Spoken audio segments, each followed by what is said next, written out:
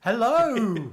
Hi everybody, welcome to another live edition of Ash and Des Remember. I'm Des O'Gorman. Hello. Yeah, well done. Yeah, I know. I'm Ash Price, and just before we actually go any further, I think we need to mute the television because there's a little bit of feedback somewhat. No, that was the computer. Oh, that was the computer. I mean, there shouldn't be any feedback anywhere, but No. Week 3 and our third week of technical difficulties. Yay! Yay! Why? Because it's there. Ash and Des Remember is a podcast based on all things geeky, nerdy and nostalgic of growing up in the 80s and 90s. If you've watched any of our previous streams, you'll know we played Atmosphere, and then last week, what did we do? We stumbled our way through Sonic the Hedgehog on the Sega Master System. You know what? I say that, but it was actually a good episode. It was a good episode. I enjoyed it was fun. It was. And this week it is a general live podcast recording. We're going to be looking at a general look of things 90s related. You can see that we've got an array of things from the 90s and from growing up, including this mug here, which is not the original one I had, but it is a original 1985 Thundercats mug. And Just don't ask Ash how much he spent on that mug. only 15 quid, to be absolutely honest. Not bad. Not bad for a mug. For a retro mug that is 2 years younger than me and in that good of condition. Doing better than us. Do you remember this, Des? I do, unfortunately, remember that weird bloody thing that Timmy Mallet had. Timmy Mallet and Wackaday, and of course the glasses from the hit song Itsy Bitsy Teeny Weeny Yellow Polka Dot Bikini. That she wore for the first time today. Yeah, I'm going to take that off. Actually, why not? No, keep them on. no, you know what? Actually, that really helps with the glare of the lights. There we go. Yeah. And it's obviously a good look that you are going for, because I don't know if you're actually going for Timmy Mallet or more young Elton John, but you know, either way works for Why the not 90s. both?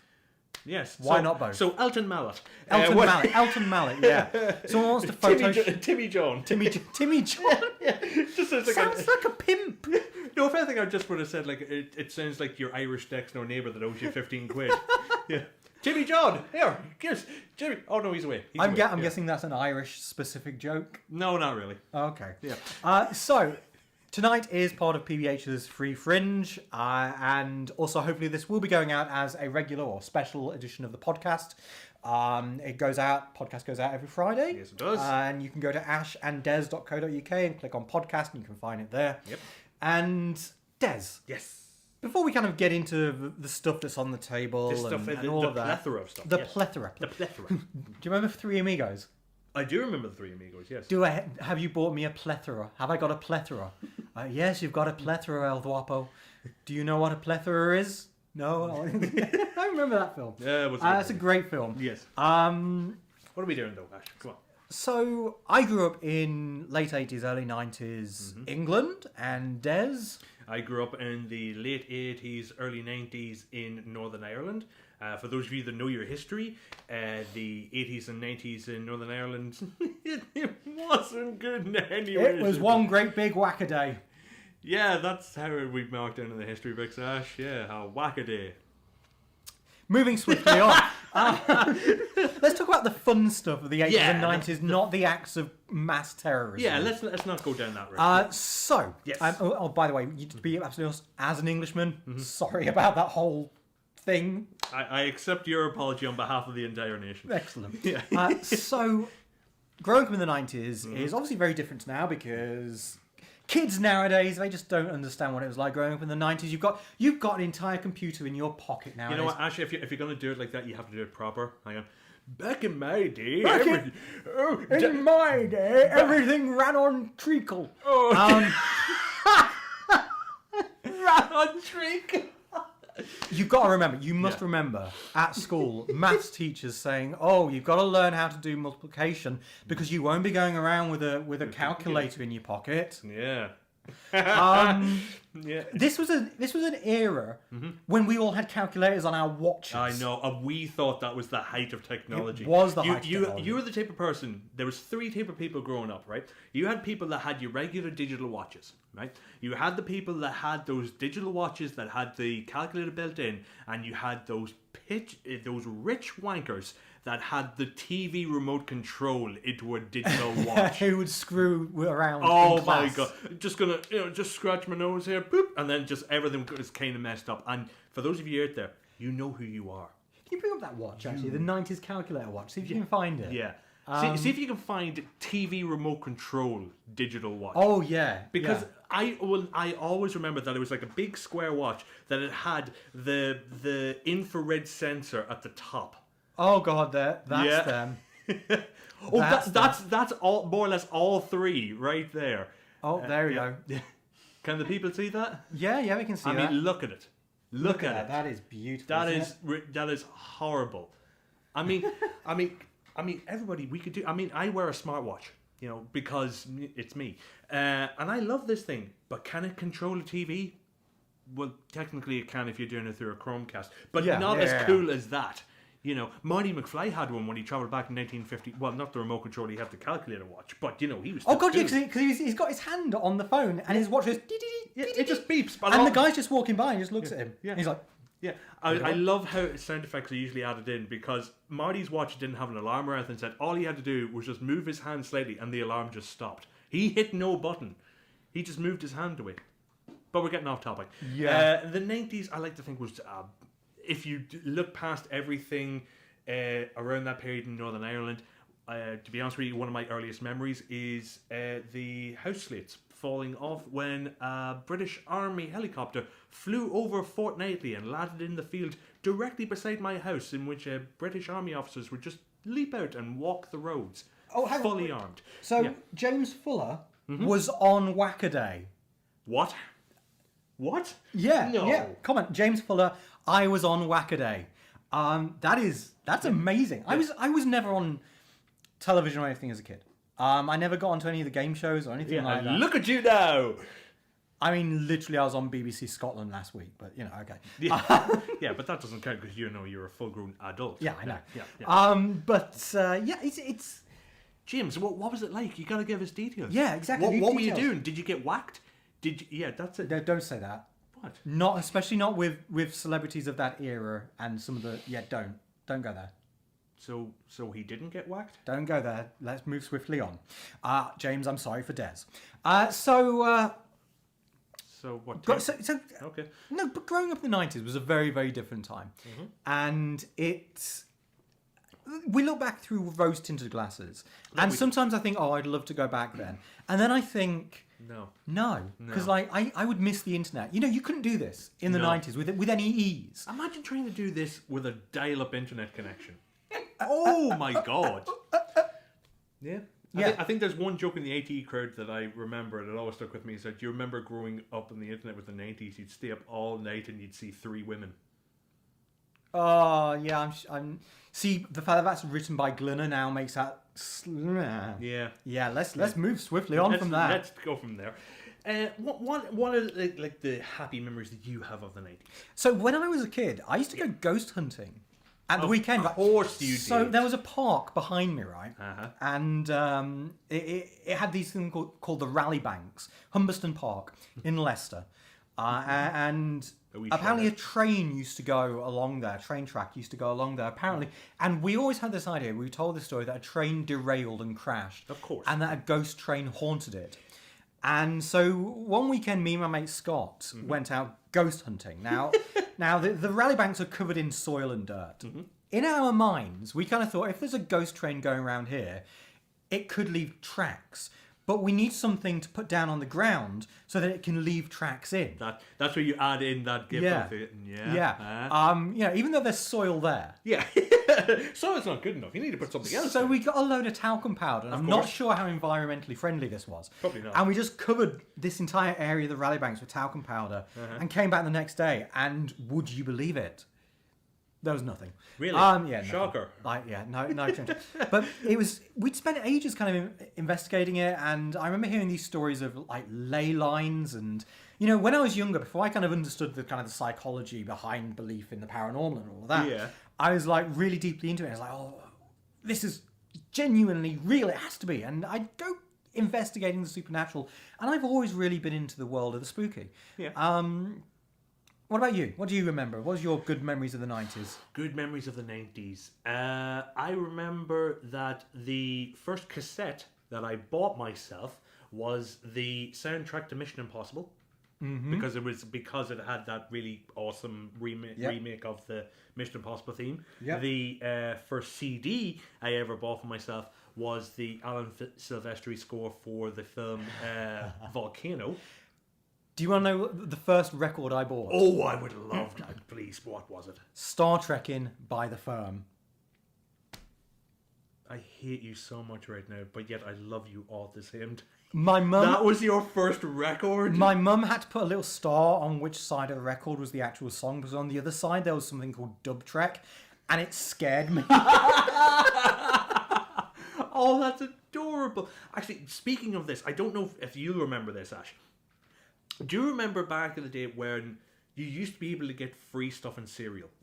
Yes, Like the I remember. toys. I remember. Yeah. One of the things I actually remember the most was that in the 90s, they went through this period of revitalizing Jerry Anderson things. So you had like a lot... Exactly. Yeah. So you had like the revival of Thunderbirds and Joe 90 and Stingray and all those.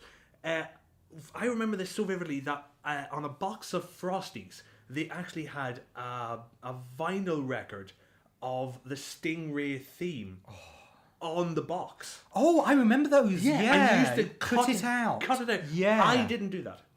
I just put a knife in it and I forced the record off. It was fine. There was like a little dimple at the top corner of... I say a corner, it was a circle. At one part of it. So you just move the needle in a little bit and it was fine. Yeah, it's fine. It was fine.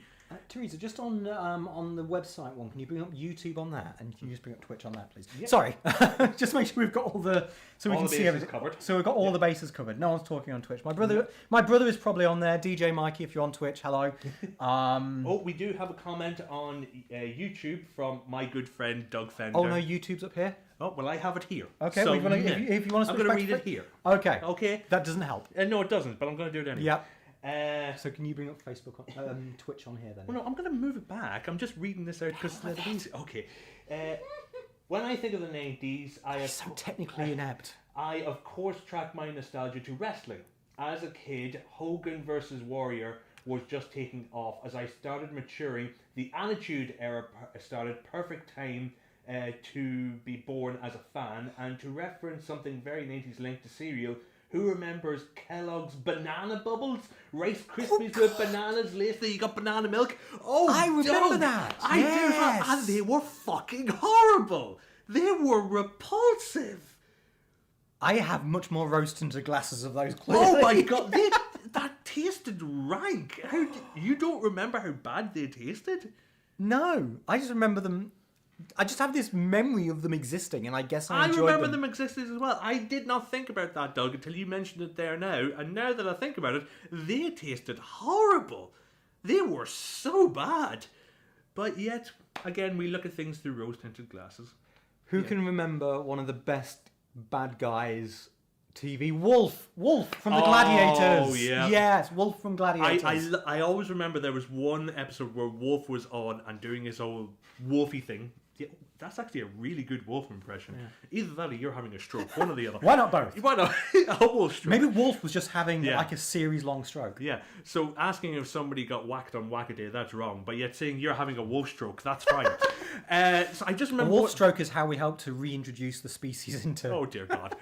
I just remember there was one episode where Wolf was... He was prowling, and he ran over to a kid in the audience that had one of those big foam fingers.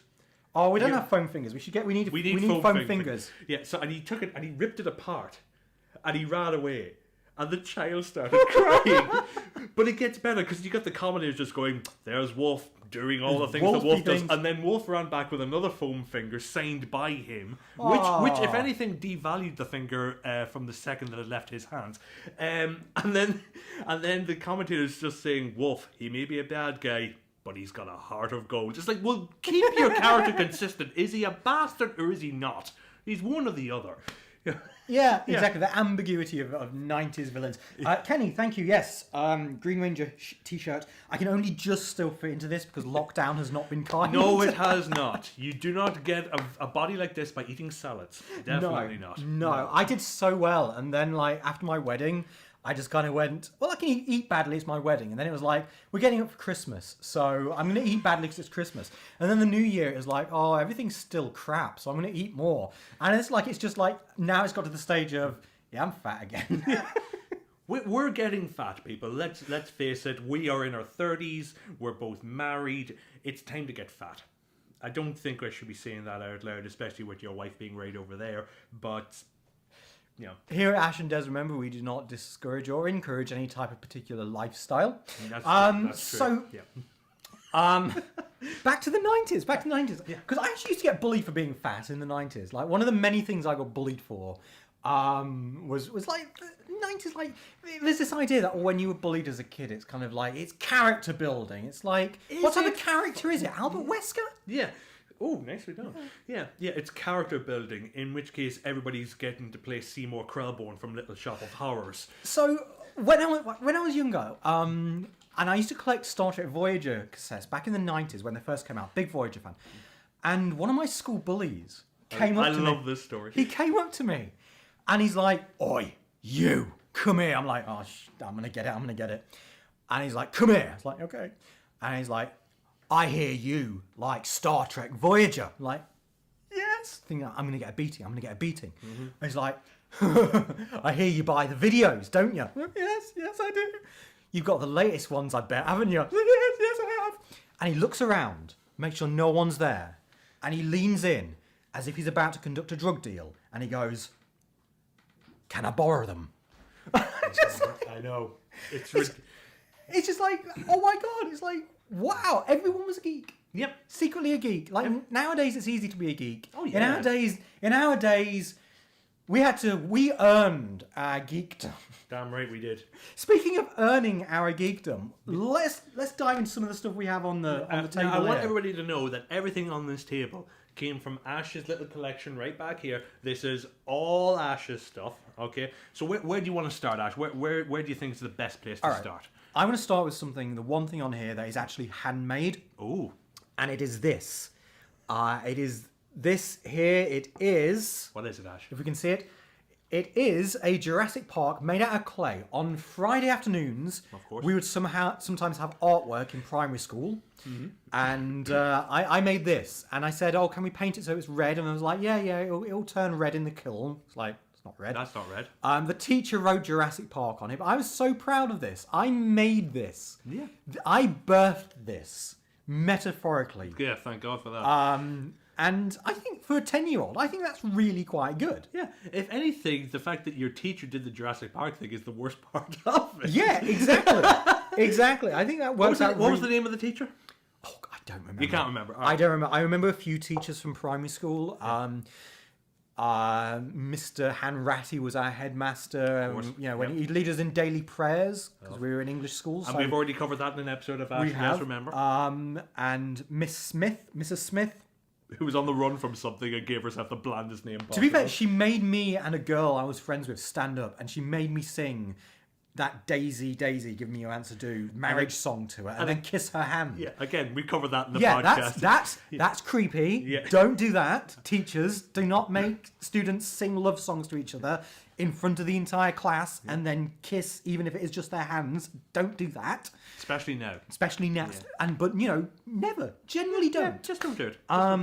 So when I was a kid, I used to collect loads of toys. And sadly, I don't have any of my actual toys from being a kid. That's okay. Because I lost them, or when I was like 9, I was bored with Star Wars when I was 9 or something like that, so I threw my entire Star Wars toy collection into the skip. And now I look at what it's worth on eBay, and I want to travel back in time and slap my 9-year-old self. Or retrieve the toys. Why not both? Yeah, why not both? There is one thing on the table that I'd like to bring up. Yes. If that's all right. Is this little fella right here. This awesome thing, which as most people will recognise now, this is obviously Slimer. But it's not, though, is it? It's not. No. What is it, Des? This on the packaging was known simply as Green Ghost. Because he didn't have the name of Slimer yet from the real Ghostbusters. They hadn't gotten that far into the episode, so in the on the packaging he was just known as Green Ghost, and he came with a T-bone steak and a pizza with the big chomp out of it. Yeah. Now, is this one of the originals from 1986? It is an original, yeah. Wow. That one is an original. Now, I actually didn't have this Slimer. I had a later variant of Slimer. Now, obviously, as the series went on, they came out with many different variants on the Ghostbusters and the ghosts and everything. You had the flushing ghost, you had the eye popper ghost, and they re-released Slimer, and the version that I got was slightly different than this. First of all, he's smiling, the version that I got, because in the marketing, Slimer was still a bad guy until they changed him. Wasn't he? Yes, he became a good guy and became popular. I know. Which is what happens in TV. As soon as a bad guy becomes popular, it's like, well, let's make him a good guy. It's like, everyone loves Loki. Make him a good guy. Exactly. Yeah. Oh, no, an ambiguous character. Ambiguous. He's the anti-hero. He's the anti-hero. Yeah. As opposed to Slimer, who was just all that stuff. The one that I had came with a proton pack. What? Yep. What? Yep. What? Once more. What? There we go. Mine came with a proton pack. It was the same as the one they got with Gaze. They used to be plug in and out. Can you find that? And it had a little no ghost logo on his arm.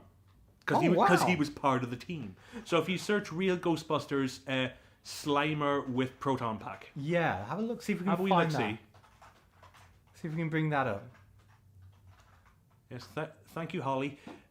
Is that him? Oh my god! No, packaging. Next one over, Teresa. Next one over. Oh, I see. Yeah, that one. Yeah. So if you can open that up, and you'll see. Oh wow! It's not the best image, but Control and plus will zoom in on that.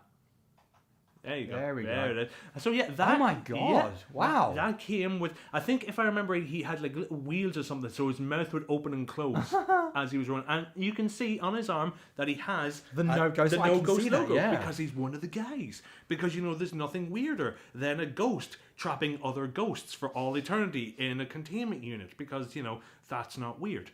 But yeah, when Slimer first was released, he was known as just Green Ghost, one of the first wave, and I just love that I get to do this because that's just cool. And I'd love to get more of these retro toys in order to assist us in buying these retro toys. Oh, seamless. You can donate to support us, paypal.me/noisyghost.ent. Because we're doing a few shows over the Fringe, just leave a little note like remember or something so we know which show it's for. Yeah. But all donations will be greatly appreciated and will help us waste your money on Tat for future shows. For example, yes, mini boglins. Oh my god! Did you ever get mini boglins? I did not, because every time I saw one of these things, two things put me off. One, they creeped me out. Two, they smell horrible when they first came out of the packaging. They smell of like just pure plastic. They were horrible. Are you talking about mini boglins or the actual boglins? Because look at the real big ones. I'm actually talking about the actual You're talking about the actual? Yes. Okay, so you've got the regular boglins. Yes. And then you got the mini boglins, and then you got I can't remember what they were called. Like if they were micro boglins or something like that, or mini boglins, baby boglins. All right. And they were basically mini boglin sized actual boglins. So you could kind of stick your finger in them and kind of waggle them around. Yeah. Like they were a full size boglin, but they were like little mini ones. And there's so many of these. So some of them are really hard to get hold of. I have a complete set of the. What is that? This one's a Dracula. This is a vampire one. No, it's not. I know you keep saying it's not, but it's not. What is it? It's a gargoyle. Look at the colour. Look at the design. Their boglins are all gargoyle-like. Yeah, that's exactly, what they're inspired but that's a gargoyle. by. That's all I'm saying. It's very much not. Now this one, did this one originally start off as purple and you just rubbed most of it off? Because that's a glow-in-the-dark one. Over the past 30 years, it kind of loses a little bit of its colouring, but it still does kind of. Yeah, if you hold it up like that, you can see it glows in the dark a bit. His name is Perlock. For those of you that don't get the reference, he's wearing a daystalker, he has a pipe and a magnifying glass, therefore he's Sherlock. Or, what was his name? Perlock. Because all of this, I think his V's with the Jokers, they all began with a P. Of course. But they're Jokers, but they began with a P.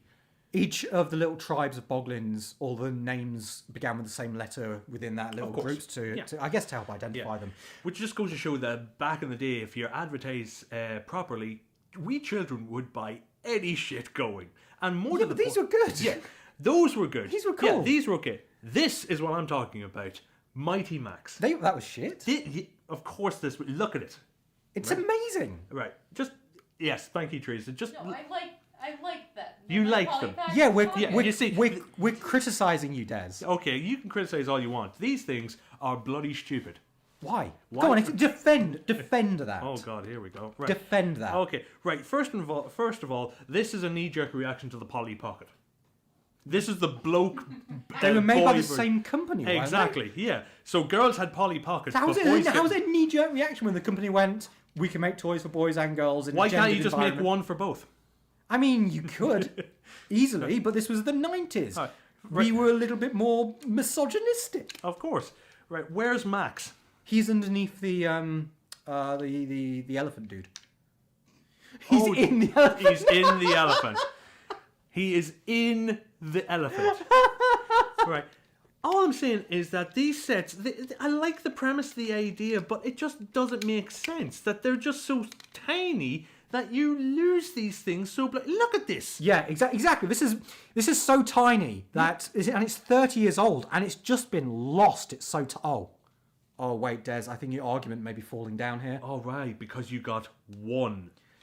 How many sets are out there where just Mighty Max is just hidden, lost in the valley of time, never to see light again? He's running around like Woody in Toy Story 4. Spoiler alert. That he's just a free toy. I would like to introduce you to this concept called eBay. And you can go and find out how many complete sets there are. And how much did you pay for this?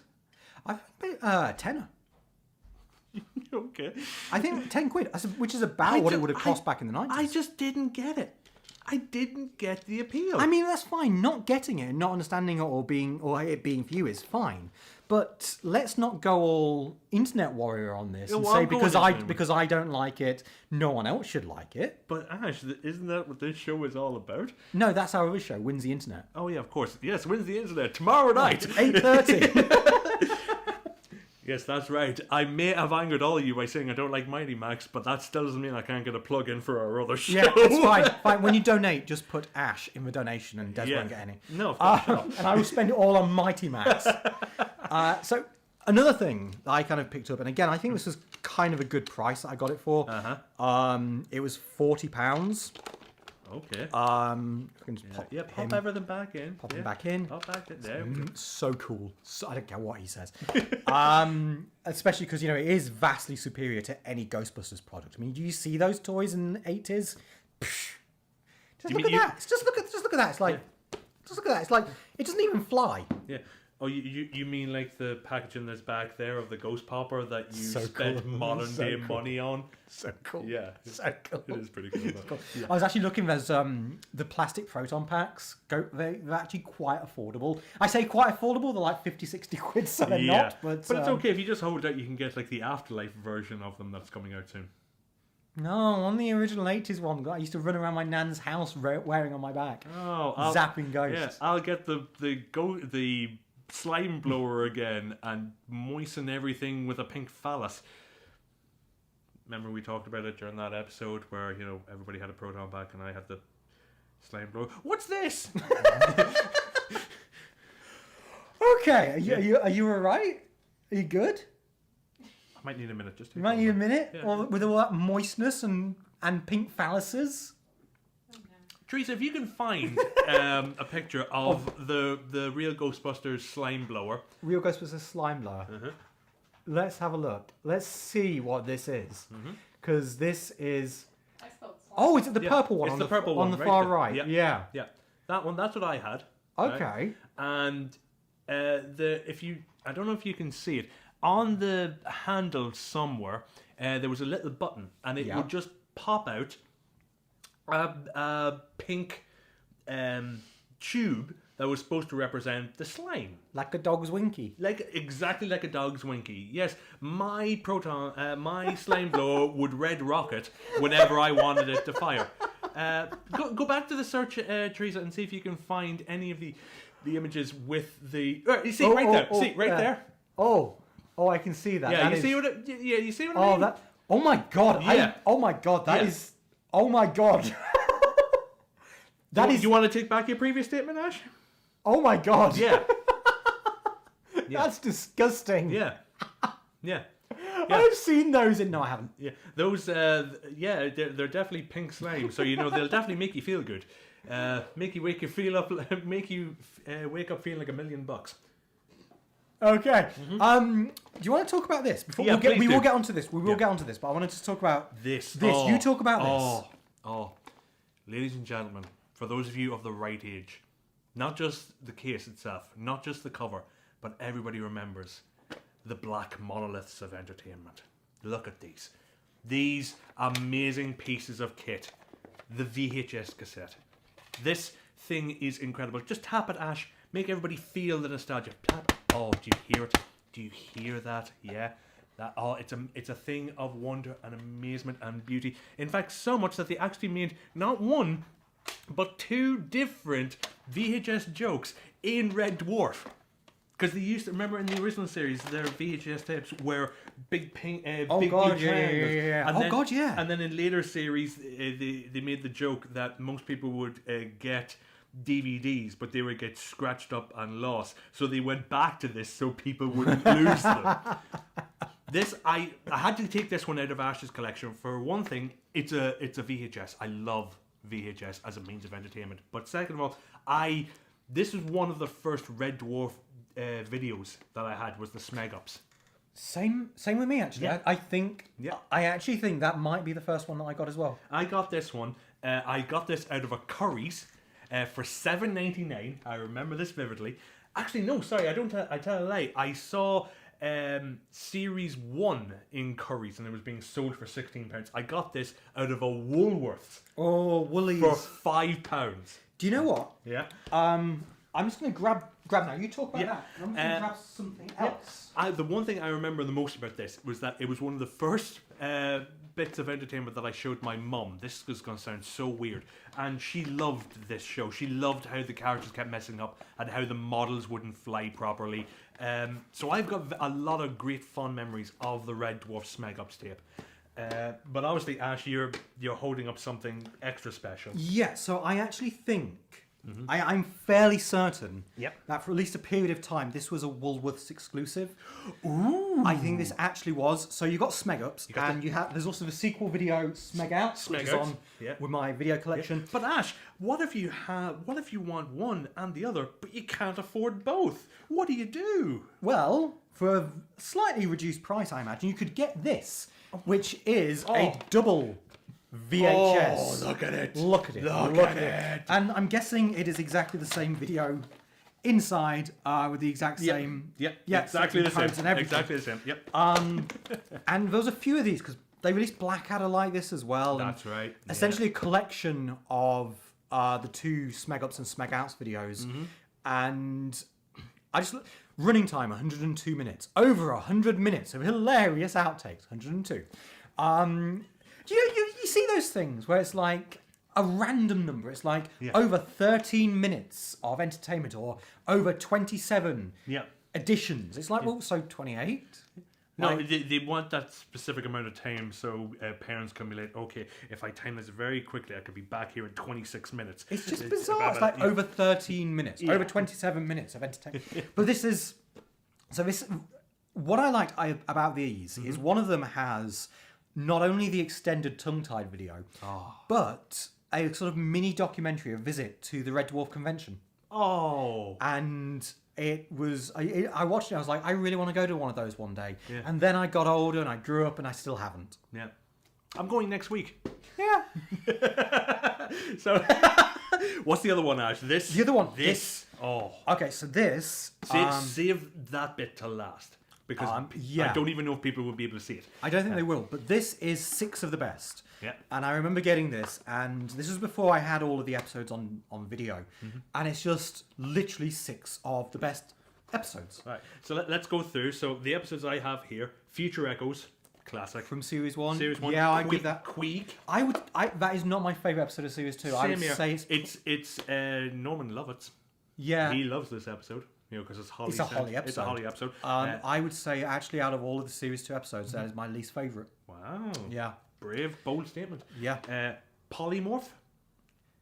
Is alright. It's an alright episode. It's okay. Fun fact, on the Red Dwarf Series 3 release, Yeah. it was the only one that wasn't a PG, that was a 12 certificate or That's 15 right. certificate. Yeah. Other than Smegups. And everyone kind of assumed it was because of Polymorph, because it begins with a warning. That's right. And it's not.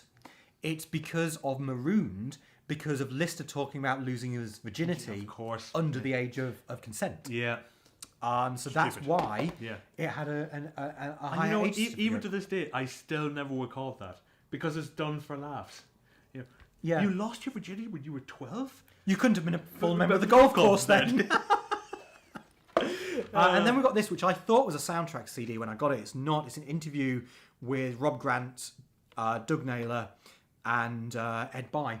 Wait a minute, That's just a discussion. Is this an audio commentary to go No, with them? it's basically it does discuss all 6 of them, Yeah. but it's not a commentary. It's literally an interview. They sit down and they spend an hour just discussing those 6 I episodes. love the description on the back of the CD. Red Dwarf writers and creators Rob Grant and Doug Naylor discuss all things dwarfish with director-producer Ed Bye. Something dwarfish? You couldn't have gone Smegish? Or discuss... or even Dwarfian. All things Dwarfian. Yeah, or all things of the Small Rouge one. Yeah. Anything along those lines.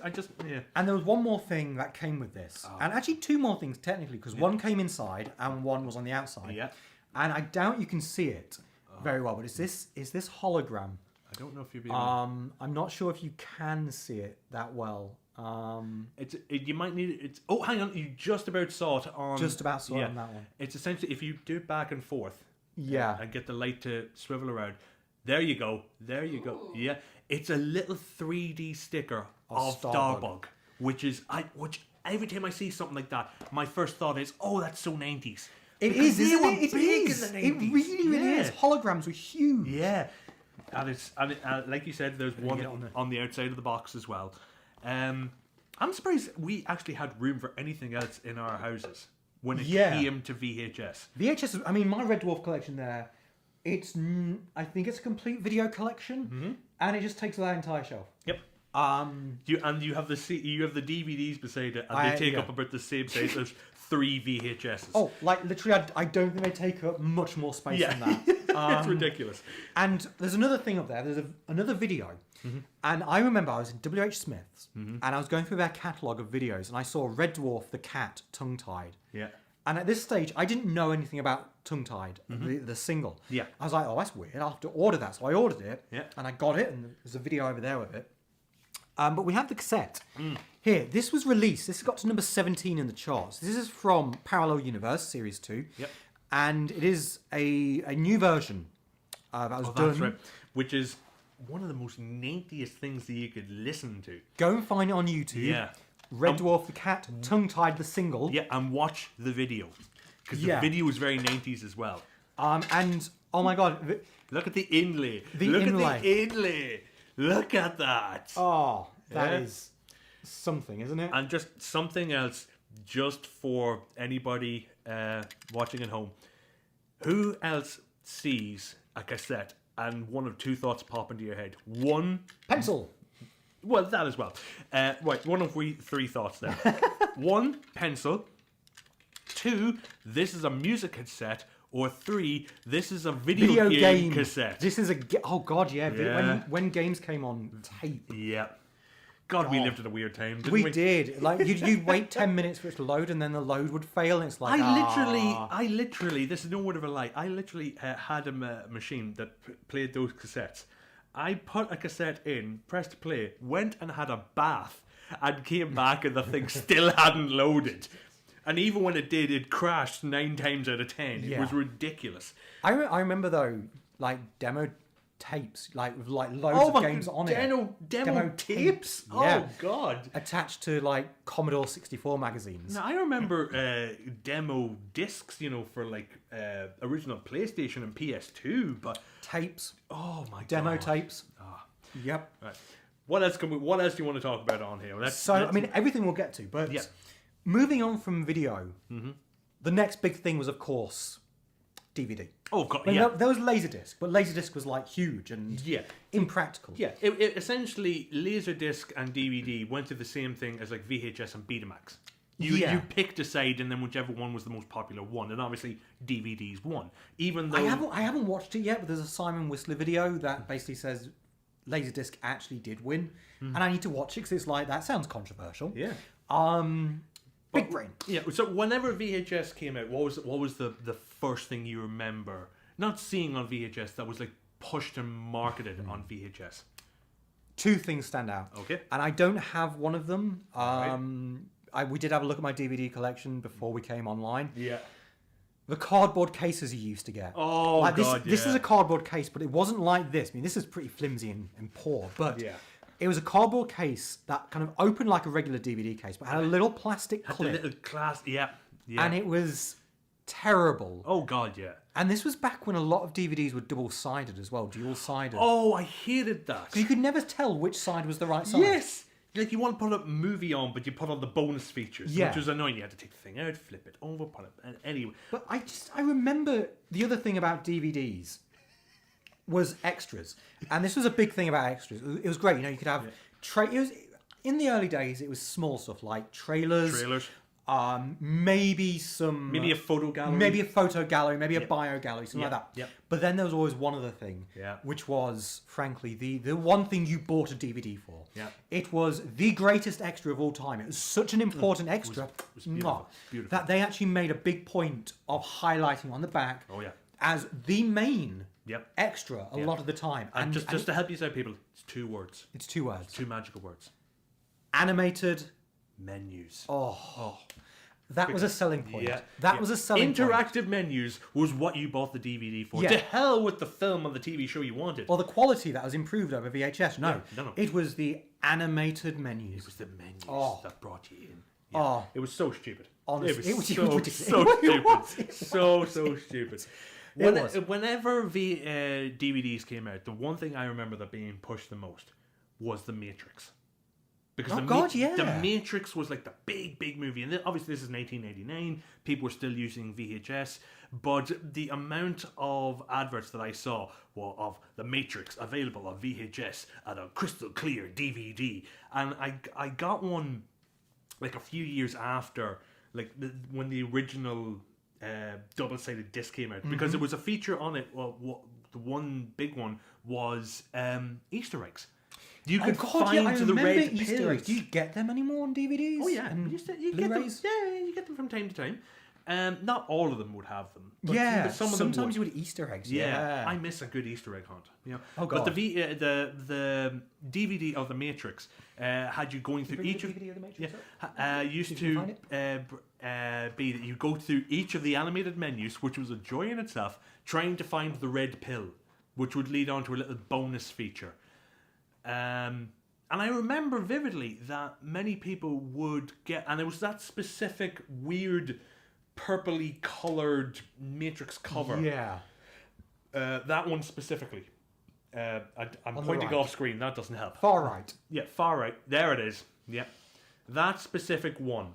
And you could tell who the posh kids were because obviously they would have the DVD. And the DVD was amazing and awesome and fantastic. And the poor kids would have VHS. The VHS. And we used to beat the rich kids with the VHS. We didn't. So I remember extras. Extras were huge on DVDs, and like even now, like everyone's like, "Oh, we're getting out of physical media is dying. We're moving over to digital." Yeah. I don't think physical is going to die completely because there's always going to be a market for extras. I mean, talking of extras, the Red Dwarf DVDs have got one of the best extras there are. Yeah. And the releases of Red Dwarf have occasionally, even in the VHS days, have extras. Yeah. Which was a rarity on a VHS, on a video. The Red Dwarf 7 Extended was released. And it was released before the full series. And you got 3 episodes. Yeah. And they were all slightly extended. They were the original cuts before they got edited down for TV. No laugh tracks. No laugh track. Yeah. And it weirdly worked better. Yeah. Yeah. But they also had extras. They at the end of the video, you'd go to the end. So you'd have to, if you wanted to watch extras, you have to fast forward through. Yeah. But they had smeg ups. Yep. And they had the full-length Rimmer Munchkin song. That's right, it did. Oh, but the one thing that I love the most, and it took me a good few years to fully appreciate it, was the audio commentaries. Audio commentaries on certain DVDs work perfectly. Especially on the Red Dwarf. I would say. Oh, the Red Dwarf ones were just are fantastic. amazing. My personal favourite one, and it still works even though I got the DVD in the 2000s, but it's from a film from 1987, Evil Dead 2. The audio commentary for Evil Dead 2 does not sound like a bunch of filmmakers telling how each shot was done and what preparation went in. It sounds like 5 friends talking like they were in a pub. And that's what I love about that. It's just good friends talking. Evil Dead 1 also has fantastic commentary. It does. There's 2 tracks, one with Bruce Campbell, one with Sam and Robert. Yeah. Both are fantastic and very, very different. Yeah. But if you get with Evil Dead 2, you get all of them together, and it's just like friends talking, and it's wonderful. It's incredible. If there's anybody watching, if you have any DVDs that you would recommend, or what was your first DVDs? Let us know in the comments. We want to talk about these because you've got 2 there, Ash, and obviously one of them is Sliders, which the first 3 series of Sliders is fantastic, and then it just kind of went weird. Yeah. Which was a bit of a shame. There is a Joe Blow video. He does a series. It's a channel, a YouTube channel where where they do a series called Gone But Not Forgotten. They do a good retrospective on Sliders and where it all kind of went wrong. Fox Network. But if you get a chance, watch that. Well, obviously, finish watching this and then go and find that. Don't go yet. I love the fact that one of the extras on here is a text interview with the Turtles. Ooh, text interview. Because we can't afford the actors to come back. Okay, one of the worst audio commentaries, actually. Back to the Future. Because it's not an audio commentary. It's literally just an interview. That's right. A live interview that's done with... Robert Zemeckis and Bob Gill, yeah. It's not an audio commentary. It's literally just an interview that's just put over It's a Q&A it's a Q&A seminar that takes place after the film screening at a university. So everything they're talking about, which means that they'll be talking about scenes that haven't happened yet or have gone. They'll even talk about things that happen in the future sequels for an audio commentary on Back to the Future 1. It is... But it's still interesting. Yeah. It's just annoying that But it's not an audio commentary. No. It's not. No. So...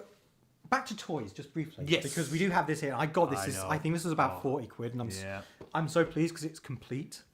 It is... Just look at that. Yeah, I know. It's beautiful. Look. That is Raphael, who is the best turtle. Nope. He absolutely is. He is the best turtle. And this is... Yeah, I unboxed it. I don't give a smeg. I'm not one... I really am not one of those people who's like, box it. I know. I should open up some of the toys that I have, but I can't do it. I want to, but do you know the best way to actually get around that? What's that? Get ADHD. Yeah, fair enough. Maybe not, but this is something. Now, just out of curiosity, did this happen because of the Transformers phase, or was this just something that they went through? I don't know. I don't know why. Oh, you've lost something. No, I thought I had it. Oh, thank God. Just the ooze there. Yeah. Yeah, you'd hate to open up a box and lose something, wouldn't you? That'd be terrible. So even these mutate. I say they mutate, but you're like, Spike goes out, Spike goes in, Spike goes out, Spike goes in. Just lean it out. Yeah, lean it more flat. Yeah. There you go, like that. So, Spike goes out, Spike goes in. So essentially, it's I'm doing my garden, and then it becomes fork for eating lunch.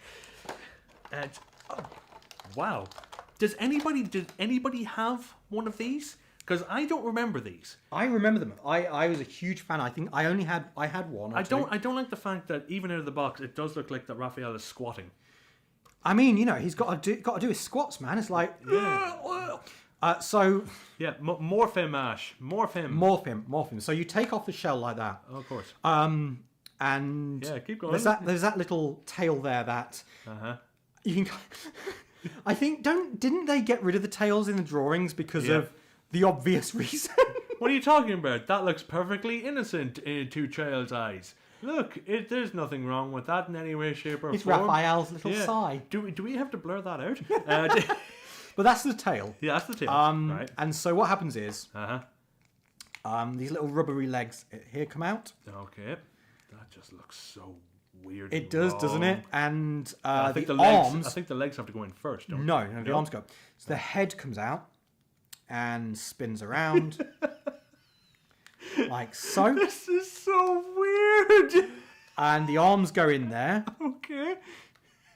The arms go in. And then What the about shell the comes back down. legs? These legs come forward like that. Alright. And these with his little tail, he just goes at the back there.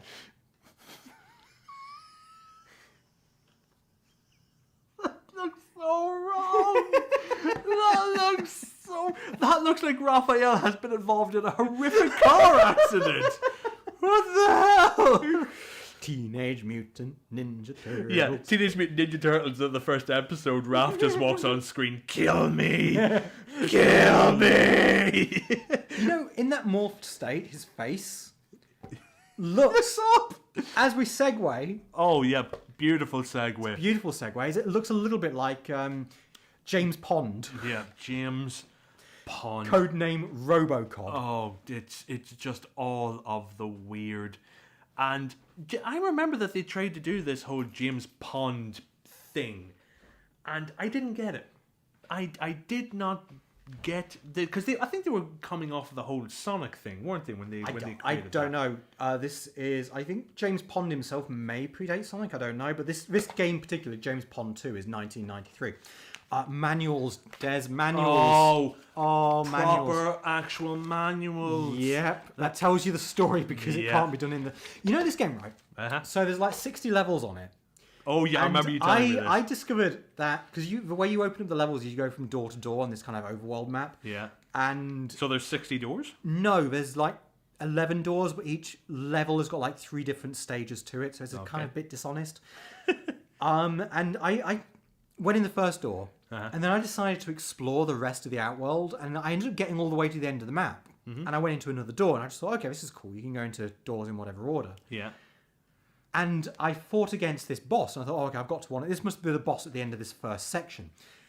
It was the final boss. Like I did one level, and then beat the final boss, and I was like, oh, How long Okay. did it take like you? 10 minutes. 10 minutes. But I liked these boxes because the Mega Drive ones were the same boxes. Yeah.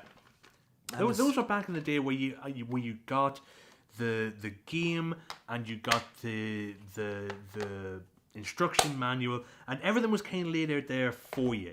Yeah. I don't think most of these levels they didn't even have tutorial levels, did they? They just kind of you had to read the manual in order to get the story and get how you played everything. There was no hand holding back in the day. James Pond 2 literally just title screen, press start, Yeah. begin. All right, do me a favor, put that back because it's just weird. Obviously, last week we did that episode on Sonic the Hedgehog on the Master System. He's stuck. Yes, you've broken your turtle. No, he sticks. He gets stuck. Okay, is it because the thingies are pegged in? It shouldn't be. No. No. You continue talking. I'll try and sort out Raphael. We did the playthrough of Sonic. I grew up with the Mega Drive. That was my first console, and then I went on to PlayStation. And myself and Ash, we share a love of Sonic and Resident Evil. I don't know, are you a Metal Gear fan? Do you like Metal Gear? No, I never really got into Metal Gear. That's all right. We still have Resident Evil, you know, have Resident and we will be doing those episodes one day. But they seem to come in like these weird trends because obviously Sonic came along and then you got James Pond, Resident Evil came along and then you got like Silent Hill and all these other type of knockoffs. They come in. Would you say Silent Hill was a knockoff? I'd say Silent Hill was a response. Yeah, it's not a knockoff. It's more like a Because it's reaction. so very, very different. Well, obviously one was done by Konami and the other was done by Konami, because I just remembered that both of those franchises. Actually, no, Resident Evil is Capcom. Capcom. That's right. Yeah. No, Silent Hill was basically Konami went, oh, we need to do a survival horror. Yeah. And so they put together a group of misfits and basically said, make a Resident Evil for us. And they didn't. And they didn't. They just They went off and didn't. did their own thing. And Silent Hill is a better horror game than Resident Evil. It's a psychological head mess. Yeah. But it's when it comes to survival horror, you kind of look at you used to look at Resident Evil, and then you've got Chris Redfield punching a boulder, but Which in Resident Evil 8 is referenced Heisenberg Yes, when you're it's- fighting Heisenberg. yeah, Heisenberg. that boulder punching asshole. So I think we're kind of coming to the end now. We are. Our hour is about up. Yeah. What is, if you were to sum up the 90s in one phrase or sentence, how would you? Phrase or sentence.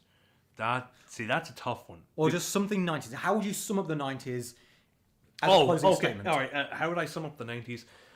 If I want to feel nostalgia about the 90s, I would nestle down with a nice box of After Eights and Ferrero Rocher. I'd pour myself a glass of Sunny D.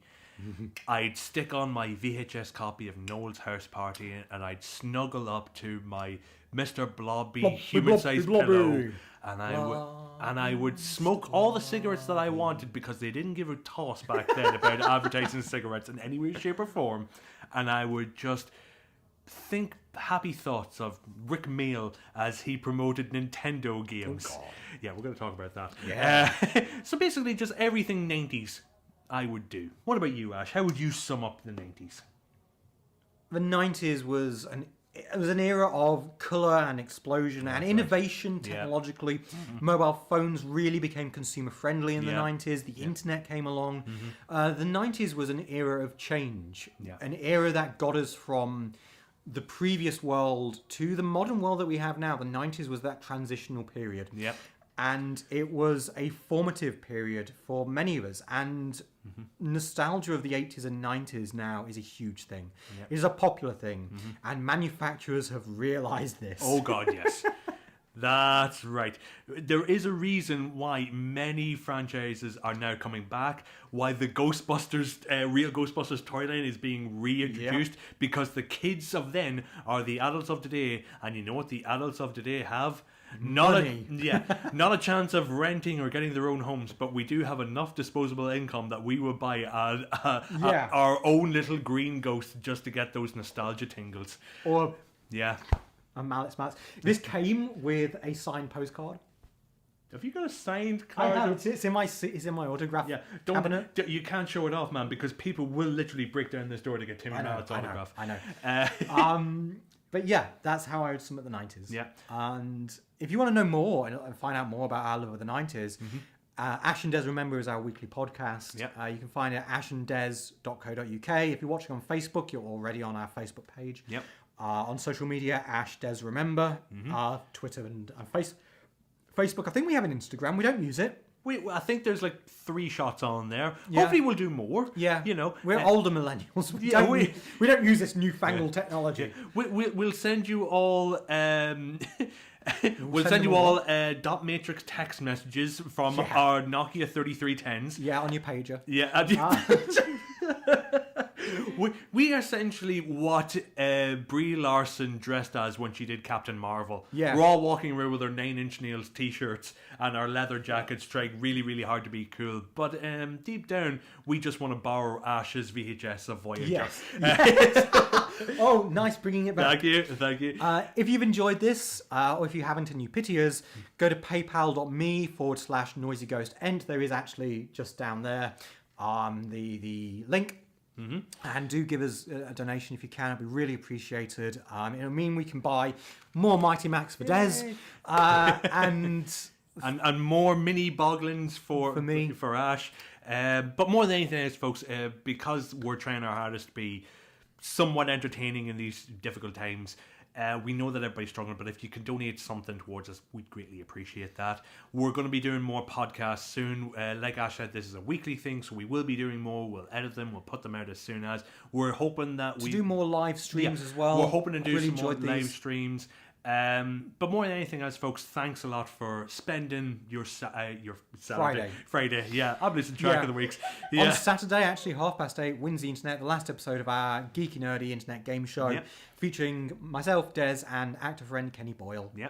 If you want to come along to that, you're more than welcome. Greatly appreciated. But for now, I think we're going to wrap this up. Yep. So I get to say, he's been Ash Price. He's been Des O'Gorman. And we've remembered the 90s. bye for now. That's a little bit too nostalgic. Yeah, it is a little bit. Yeah. Isn't it? Keep it geeky. Yeah, actually, you know what? If I had a stack of papers, I could have done what they always did at the end of News of 10, where they just go, bye for now. Bye for now. Yeah, we're going to stop.